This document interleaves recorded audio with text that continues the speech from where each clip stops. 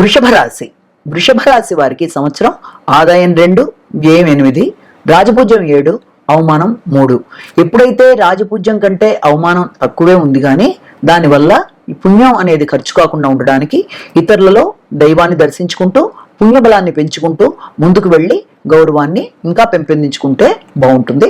అలాగే ఆదాయం కంటే వ్యయం అధికంగా ఉండడం వల్ల తప్పనిసరిగా వీళ్ళు ఆ వ్యయం దుర్వ్యయం కాకుండా ఉండడానికి, నష్ట శాతాన్ని తగ్గించుకోవడానికి తప్పనిసరిగా వీళ్ళు చేయవలసింది ఏంటి అంటే, ఇందాక మేషరాశి గురించి అనుకున్నట్లుగానే వీళ్ళకు కూడా తప్పనిసరిగా వీళ్ళు చేయవలసింది ఈ యొక్క చింతామణి గృహంతస్థ శ్రీమన్నగర నాయక వరాహాయ ధర నిర్ధారకాయ త్రివిక్రమాయ నమః ఈ 2 మంత్రాలు చదువుకొని స్థలాలు కావలసిన వాళ్ళ స్థలాలు, గృహం కావలసిన వాళ్ళ గృహాలు, వాటి మీద పెట్టుబడులు పెట్టుకున్నట్లయితే అనవసర వ్యయం కాకుండా ధనాన్ని సక్రమమైన రీతిలో ఉపయోగించుకోవడానికి అవకాశం ఉందన్న విషయాన్ని మనం ఇక్కడ గుర్తు చేసుకొని, దాంతోపాటు ఆర్థిక ప్రయోజనాలు, అంతేకాకుండా ఈ శ్లోకాలతో ఆర్థిక ప్రయోజనాలు, ఆరోగ్య ప్రయోజనాలను కూడా పొందుతూ ముందుకు వెళ్ళినట్లయితే అన్ని విధాల శుభదాయకంగా ఉంటుందన్న విషయాన్ని గమనించుకోవాలి.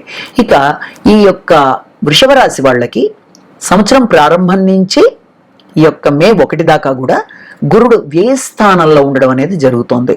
ఎప్పుడైతే వ్యయ స్థానంలో ఉండడం జరుగుతుందో వీళ్ళకి ఎక్కువ ఖర్చులు అనేవి, ఆకస్మికమైన వ్యయాలు అనేవి అధికంగా ఉంటాయి. అయితే దాంతోపాటుగా గృహ సౌఖ్యం అనేది బాగుంటుంది. గృహానికి సంబంధించిన విషయాల్లో వీళ్ళు కొంత ఆనందంగా ఉంటారు. అయితే ఆరోగ్య విషయంలో వచ్చిన పోటీల విషయంలో కొంత పోటీ అనేది అధికంగా ఉంటుంది. శత్రు రోగాలకు సంబంధించిన విషయాల్లో వీళ్ళు కొంచెం ఎక్కువ జాగ్రత్తలు తీసుకుంటూ ముందుకు వెళ్ళాలి. అయితే రావాల్సిన లాభం అనేది వీళ్ళకి మొత్తం మీద రావడం అనేది జరుగుతుంది. ఇంతకుముందు రావాల్సిన ధనం ఏదన్నా ఉంటే ఈ సమయంలో వీళ్ళకి రావడం అనేది, ఆకస్మికమైన ఖర్చులు ఉన్నప్పటికీ ఆరోగ్యం అనేది కొంత బాగుంటూ దాంతోపాటుగా రావాల్సిన ధనం అనేది చేతికి అందుతుంది. ఆ వచ్చిన ధనాన్ని సక్రమంగా వినియోగించుకోవడానికి ప్రణాళికలు వేసుకుంటూ ముందుకు వెళ్ళాలి. లేకపోతే ఆ ధనం దుర్వినియోగం అయ్యే అవకాశాలు ఉన్నాయన్న విషయాన్ని మనం అర్థం చేసుకోవాలి. ఇక గురుడు ఎప్పుడైతే జన్మరాశిలో ఉండడం జరుగుతుందో, కాబట్టి ఆ జన్మరాశిలో ఉండడం వల్ల వీళ్ళ ఆలోచనలే వీళ్ళకి ఇబ్బందుల్ని కలిగించే అవకాశం ఉన్న రీత్యా ఆ విషయంలో తగిన జాగ్రత్తలు తీసుకుంటూ వీరంతా వీళ్ళు నిర్ణయాలు తీసుకోకుండా ఆత్మీయులని సంప్రదించి నిర్ణయాలు తీసుకోవడం మంచిది. కొన్ని సందర్భాల్లో అలా ఆలోచించకుండా ఉంటే బాగుండేది కదా అనే ఆలోచనలు కూడా వీళ్ళకి వస్తూ ఉంటాయి. కాబట్టి వీలైనంత వరకు ఆలోచన విషయంలో జాగ్రత్తలు తీసుకుంటూ ముందుకు వెళ్ళాలి. అలాగే సాంఘిక సంబంధాల విషయం వీళ్ళకి అనుకూలంగా ఉంటుంది. అలాగే వాళ్ళకి సాంఘిక సంబంధాలతో పాటు భాగస్వామ్య వ్యవహారాల్లో కూడా చక్కగా బాగుండడం అనేది జరుగుతుంది. దాంతోపాటుగా తండ్రి ఆరోగ్య విషయంలో కానీ, లేకపోతే ఏదన్నా వీళ్ళకి ఆధ్యాత్మికమైన అంశాల్లో కానీ వీళ్ళు చేద్దామనుకున్న కార్యక్రమాల్లో ఏదన్నా ఆటంకాలు ఎదురయ్యే అవకాశాలు ఉన్నప్పటికీ కూడా, ముఖ్యంగా ఇక్కడ గమనించుకోవాల్సిన విషయం ఏంటి అంటే, వీళ్ళు ఈ యొక్క వృషభ రాశి వాళ్ళు డబ్బు ఎక్కడ ఖర్చు పెట్టవలసి అంటే ముఖ్యంగా వీళ్ళ యొక్క పెద్దల విషయంలో కానీ, తండ్రి గారి విషయంలో కానీ, ఆరోగ్య సంబంధమైన అంశాలలో, ధనం ఖర్చు పెట్టే అంశాలలో స్వార్థాలకి లోను కాకుండా ధనాన్ని ఖర్చు పెట్టుకున్నట్లయితే అన్ని విధాల బాగుంటుంది. ఈ విషయాన్ని జ్ఞాపకం పెట్టుకొని వాళ్ళ నిర్ణయాలు తీసుకుంటూ ముందుకు వెళ్ళాలి.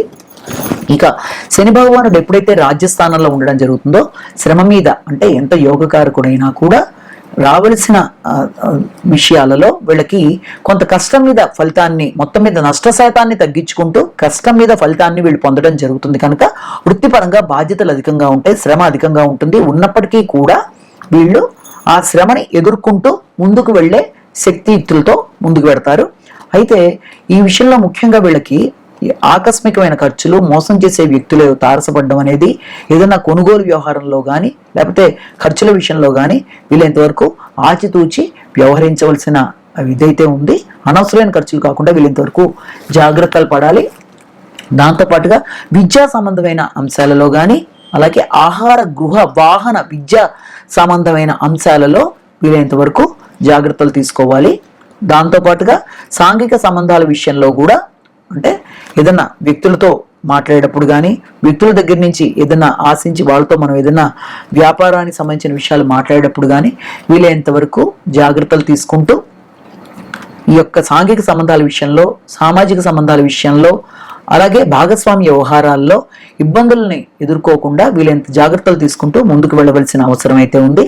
ఇక వీళ్ళకి ఈ రాహుకేతువుల వల్ల వీళ్ళకి తప్పనిసరిగా ఈ రాహువు కేతువు కలిసినప్పుడు ఎప్పుడైతే లాభంలో పంచమంలో ఉండడం జరుగుతుందో దీనివల్ల వీళ్ళకి తప్పనిసరిగా రావాల్సిన లాభాలు రావడం అనేది జరిగినా కూడా దాన్ని సక్రమైన రీతిలో ఉపయోగించుకోకపోవడం వల్ల అనవసరమైన వ్యయాలకి అవకాశం ఉంది. కాబట్టి వీలైనంత వరకు వచ్చిన దాన్ని ఎక్కువ ఆశపడకుండా జాగ్రత్తగా చూసుకుంటూ ముందుకు వెళ్ళినట్లయితే అందిన లాభాల్ని సద్వినియోగపరుచుకునే అవకాశం అయితే వీళ్ళ దాంట్లో కనబడుతుంది.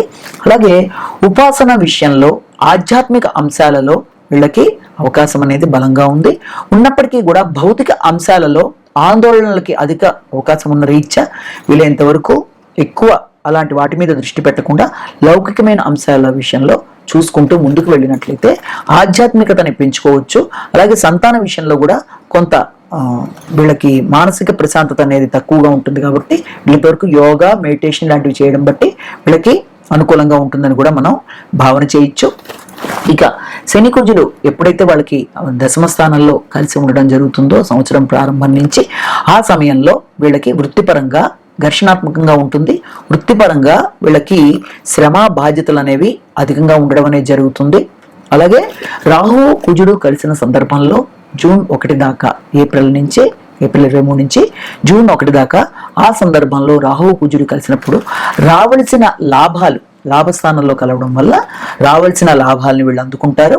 ఆ లాభాలని వీళ్ళు చక్కగా ఏం చేయాలి, ఆ రావాల్సిన లాభాలు కూడా ఘర్షణాత్మకంగా అందినప్పటికీ ఇంత ముందు పెట్టిన పెట్టుబడుల మీద కానీ రావాల్సిన లాభాలు కానీ లేకపోతే ఎవరన్నా ఇవ్వవలసిన రుణాలు కానీ అవన్నీ కూడా వసూలయ్యే సమయంగా కూడా మనం దీన్ని భావన చేయొచ్చు.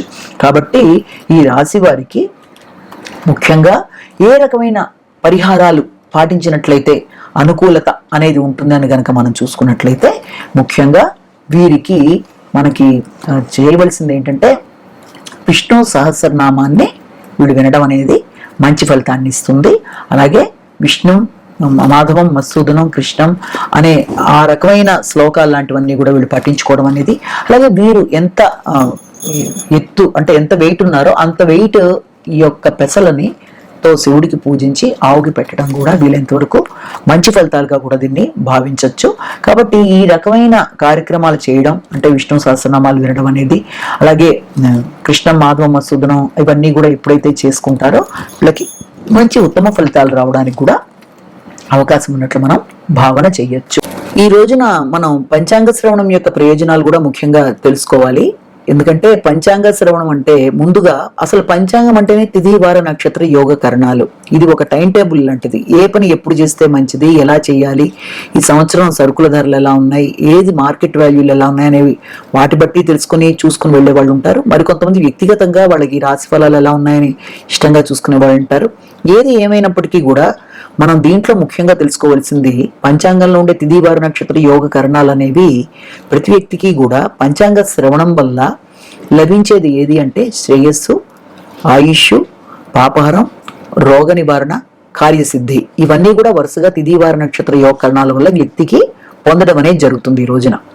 అయితే అంతేకాకుండా దుస్వప్న పరిహారం అంటే ఏదన్నా చెడు కళలు వస్తే వాటి యొక్క పరిహారాలు లాంటివి, గంగా స్నాన ఫలం అనేది, సంతానం అభివృద్ధి అనేది, ఆయుర్వృద్ధి అనేది, ఆరోగ్యం బాగుండడం అనేది మొదలైన వాటికి అంటే మొదలైన అనేక రకాలైన సమాహారంగా పంచాంగ శ్రవణాన్ని యొక్క ఫలితంగా మనం భావిస్తాం. అయితే ఈ పంచాంగ శ్రవణంలో కూడా మనం ముఖ్యంగా తెలుసుకోవాల్సింది ఏంటంటే నవగ్రహాలు కూడా ఈ రోజున వ్యక్తులందరినీ కూడా దీవించి రకరకాల ఇది, ఎందుకంటే పంచాంగం అంటేనే నవగ్రహాలకి సంబంధించిన అంశాలన్నీ అందులో మనం ప్రస్తావించడం జరుగుతుంది.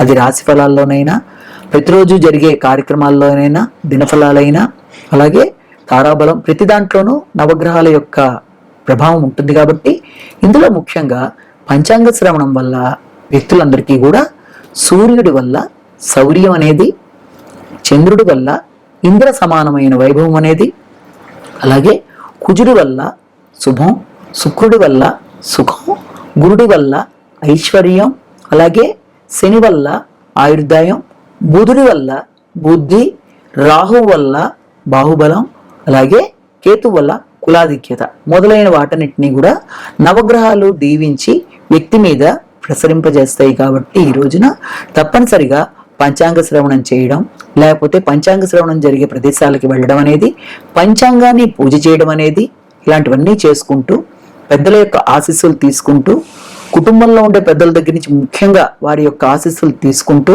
ముందుకు వెళ్ళి నూతన కార్యక్రమాలు చేపట్టిన వారికి కూడా చక్కని సమయంలో దాన్ని ఇవాళ మొదలుపెట్టినట్లయితే తప్పనిసరిగా ఈ సంవత్సరం అంతా శ్రీ క్రోధీనామ సంవత్సరంలో అన్ని విధాలుగా విజయాలు, ఆశించిన ప్రయోజనాలు, అన్ని రకాలుగా ఆయురారోగ్య ఐశ్వర్యాలు, నవగ్రహాలు ఇవ్వాలని మనస్ఫూర్తిగా కోరుకుంటూ అందరికీ మరొక్కసారి శ్రీ క్రోధీనామ సంవత్సర ఉగాది శుభాకాంక్షలు.